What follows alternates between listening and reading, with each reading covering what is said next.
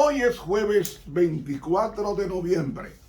Gracias por acompañarnos en este nuevo día en el estudio de la lección número 9. Pasajes contradictorios. Con ustedes, profesor Ramón Romero, invitándoles a que se suscriban a este canal. Si ya lo hizo, suscriba o invite a otros a que lo hagan. Esta es una forma inteligente de predicar el evangelio, invitando a terceros a que se suscriban y a la vez ellos, como usted también, recibirán a diario estos estudios que son de alto valor para nuestras creencias y para los engaños que vendrán en el futuro, y que tendremos herramientas suficientes para contrarrestar los engaños del enemigo. Texto para memorizar. Ustedes que estudian las escrituras, ya que a ustedes les parece que tiene vida eterna, pues miren, ellas son las que hablan de mí, testifican de mí.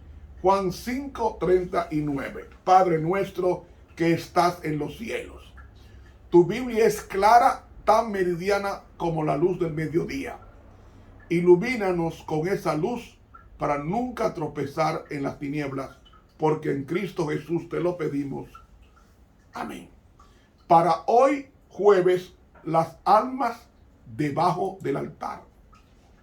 Leeremos en el libro de Apocalipsis, capítulo 6, los versículos del 9 hasta el 11, y luego vengo con la exposición del texto.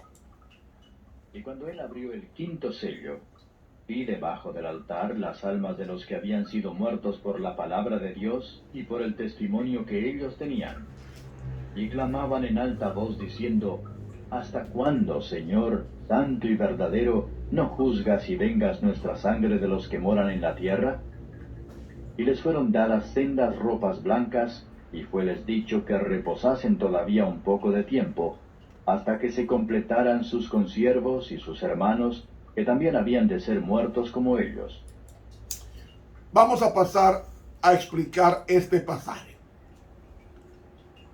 Este pasaje a menudo es citado para respaldar la noción de que las almas de los santos existen después de morir en el cielo como espíritus desencarnados inconscientes. La mayoría de las religiones cristianas declaran enfáticamente que las almas son los espíritus incorpóreos de los mártires que claman a Dios para que los vengue de sus enemigos. Y dicen que este pasaje siempre resultó ser una gran dificultad para los que niegan que los creyentes suben al cielo al morir. Pero el lenguaje de Juan es claro de que estas almas están conscientes y activas en el cielo, según se ha explicado en religiones que creen que el alma es inmortal. Pero esa interpretación ignora que las imágenes apocalípticas no tienen la intención de ser fotografías de las realidades mismas. Porque Juan no recibió una visión de cómo era el cielo en realidad. Porque en el cielo no hay caballos blancos que él los vio, ni rojos, ni negros, ni amarillos con jinetes guerreros en el cielo. No. En el cielo Cristo no se parece a un cordero con una herida de cuchillo que sangra. No. Asimismo, no hay almas de mártires en el cielo metidas en el pie de un altar. Toda la escena es simplemente una representación simbólica designada para tranquilizar a los que afrontan el martirio y mueren, de que al final serán reivindicados por Dios con la resurrección inmortal. Esa seguridad sería particularmente alentadora para los que, como Juan, estaban afrontando terribles persecuciones por negarse a participar en el culto del emperador.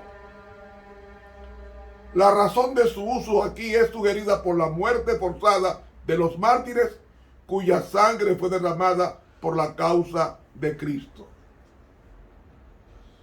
En el sistema de sacrificios del Antiguo Testamento, la sangre de los animales era derramada al pie del altar de los sacrificios.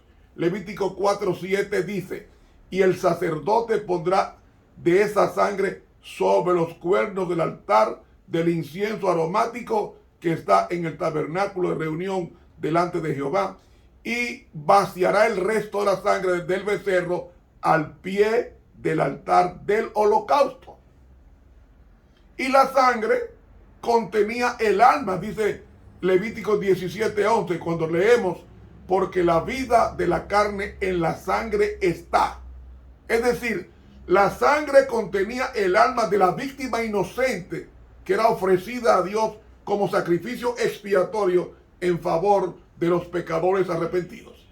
Por lo tanto, las almas de los mártires son vistas bajo el altar de sacrificio porque esto expresa que su sangre ha sido simbólicamente derramada al pie del altar, como se hacía antiguamente según Levítico capítulo 4.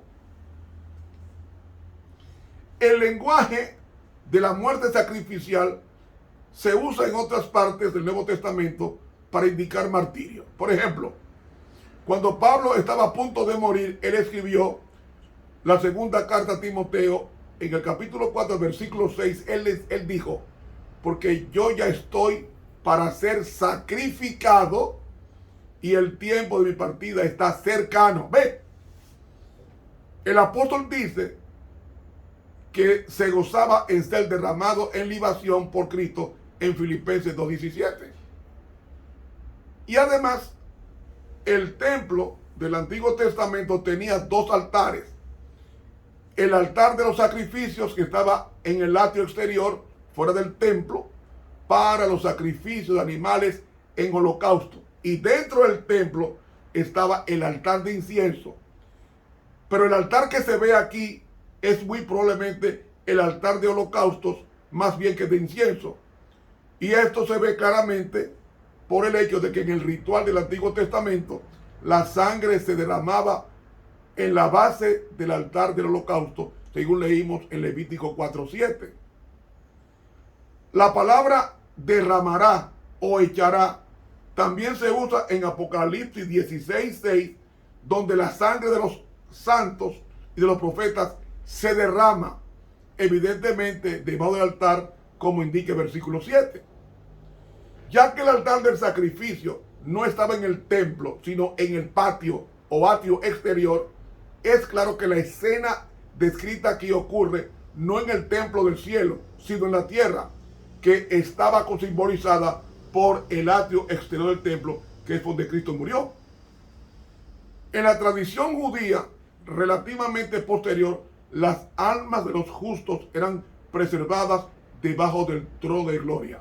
De manera que los mártires cristianos eran vistos como sacrificios ofrecidos a Dios.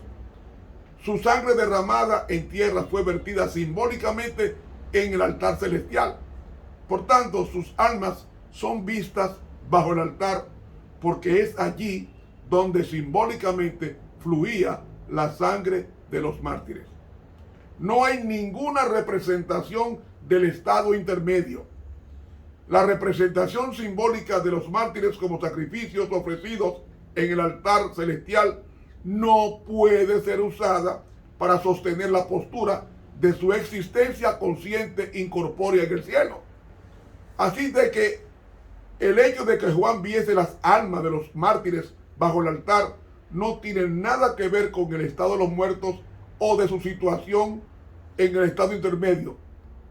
Es simplemente una forma vívida de representar el hecho de que han sido martirizados en el nombre de Dios.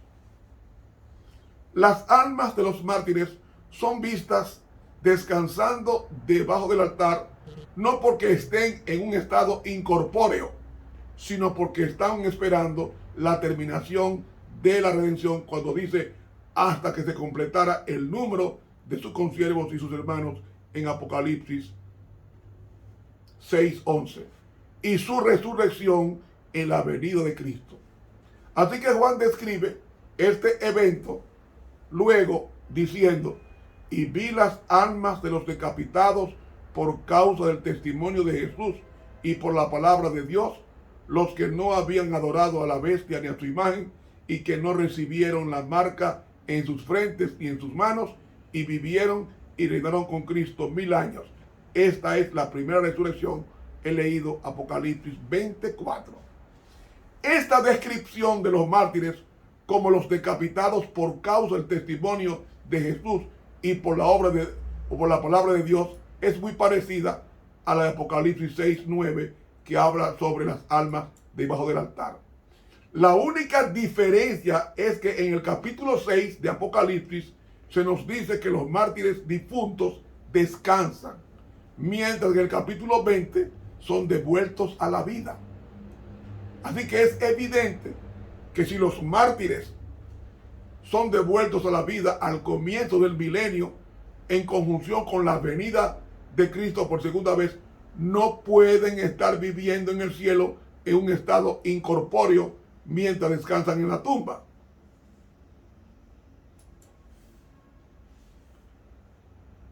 El testimonio que los fieles mártires sostuvieron y por el cual sufrieron no se refiere al testimonio de Jesús, sino al testimonio de los mártires sobre Cristo. Lo mismo que se menciona en otras partes como el testimonio o su testimonio. Y esta comprensión es adecuada al contexto de la visión de la apertura de los 7 sellos, que trata principalmente de la proclamación del Evangelio y las consecuencias relacionadas con ella. Cuando dice para que vengues, el verbo edikeo, en griego vengar o procurarse justicia, es un término que implica una acción legal. Dice la palabra, se encuentra en Lucas 18:3, donde la viuda reclama al juez: dame protección legal de mi adversario. Y el juez le responde: porque esta viuda me molesta, le daré protección legal.